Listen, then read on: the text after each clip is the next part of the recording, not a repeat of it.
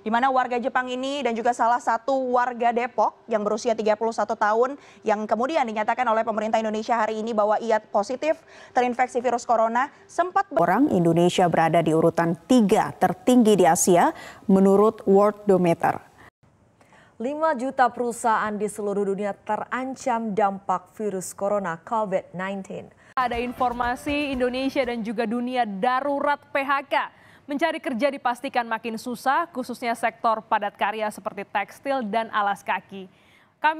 Pemirsa, kasus baru COVID-19 yang semakin menggila membuat pemerintah mengambil sejumlah kebijakan, termasuk pengetatan PPKM Mikro. Lalu apa saja dampak yang terjadi terutama dari sektor ekonomi? Kita coba hadirkan grafisnya berikut ini untuk Anda. Kita lihat pemirsa, ada sejumlah perusahaan, pabrik dan juga retail yang tutup akibat pandemi sepanjang tahun 2020 hingga 2021. Pandemi sudah 1 tahun menghantui. Semua dibuat sulit tanpa terkecuali. Menjadi miskin seakan menjadi realitas. 15 Februari lalu, Badan Pusat Statistik BPS merilis meningkatnya jumlah orang miskin di Indonesia. 6 bulan pandemi berjalan, kepada September 2020, jumlah penduduk miskin Indonesia bertambah 2,76 juta orang menjadi 27,55 juta orang atau kembali menyentuh angka 10%. Angka-angka yang dirilis BPS ini tentu bukan sekedar angka, melainkan cerminan tak sedikit masyarakat yang jatuh miskin karena pandemi. Penyebab jumlah orang miskin bertambah diantaranya banyak yang kehilangan pekerjaan hingga usaha yang dijalankan masyarakat bangkrut.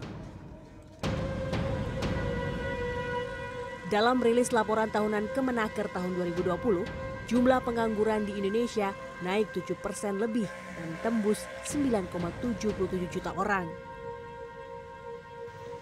Tak hanya berdampak pada sektor formal, setahun pandemi berjalan juga membuat morat-marit usaha kecil yang dijalankan masyarakat.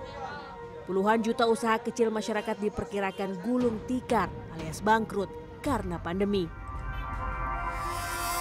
Kesulitan ekonomi akibat dampak pandemi ini tak jarang membuat sebagian masyarakat tertekan, bahkan ada yang mengakhiri hidup. Seperti yang dialami keluarga almarhum SD di Kabupaten Mojokerto, Jawa Timur. Himpitan ekonomi karena pandemi, keluarga harus kehilangan SD yang nekat mengakhiri hidup karena tak mampu mencukupi kebutuhan sehari-hari. Tetangga dekat menuturkan, almarhum SD merupakan tulang punggung keluarga dan sempat bekerja di salah satu industri rumahan sepatu di kota Mojokerto. Namun karena pandemi, SD di PHK. Kadang ngamen, kalau ibunya ya itu pabrik, tetap pabrik itu, tapi kadang 3 hari sekali masuk, 2 hari sekali baru masuk. Kan ada pandemi kan di rolling kemungkinan atau di PHK gitu. Dampak pandemi kepada tekanan jiwa masyarakat dibenarkan oleh dokter spesialis kedokteran jiwa Lahargo Kembaren. Lahargo mengungkapkan, selama pandemi sebanyak 64% lebih masyarakat Indonesia mengalami masalah psikologis. Periksa masalah psikologis secara online yang dilakukan oleh Perhimpunan Dokter Spesialis Kedokteran Jiwa Indonesia, itu kami mendapatkan hasil bahwa di tengah pandemi COVID-19 ini, sudah ada 64,8% masyarakat Indonesia memang yang mengalami masalah psikologis. Dan masalah psikologis yang cukup banyak itu adalah angka kejadian gangguan depresi, gangguan cemas atau ansietas, dan trauma psikologis.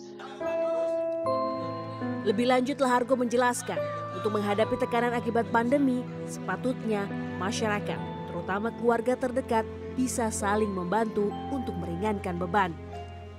Bagi keluarga, bagi teman dan relasi, penting juga melihat adanya perubahan-perubahan. Kalau kita lihat nih, ada teman kita, anggota keluarga kita yang mengalami perubahan pada pikiran, perasaan, dan perilakunya, cobalah untuk hadir bersama dengan mereka. Gangguan kejiwaan saat pandemi sebenarnya hanyalah dampak hilir dari permasalahan yang ada.